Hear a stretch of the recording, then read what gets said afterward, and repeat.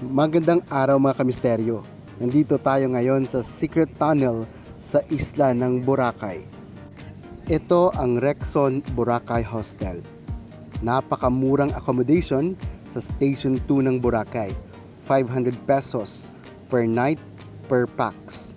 Kung pupunta ka sa beachfront mula rito sa Rexon Boracay Hostel ay madadaanan mo itong secret tunnel na aking ibinibida sa vlog na ito.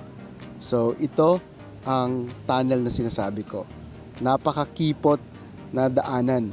So mula sa hostel ay maglalakad ka ng kalahating minuto at madadatnan mo na ang beach front ng Station 2. So kung gabi naman po ay merong ilaw dito sa tunnel. So hindi naman po ganyan kadelikado. Napaka-exciting at napaka-challenging, no? Papunta sa beachfront ng Boracay.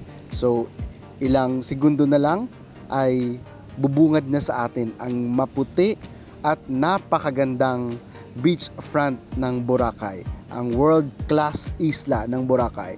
Ayan! Nandito na tayo ngayon sa beachfront kung saan maraming mga turista, no, yung pumupunta. Maraming salamat po sa panunood mga kamisteryo at huwag kalimutang mag-follow at i-share ang video na ito. Thank you so much Rexon Boracay Hostel. Paalam!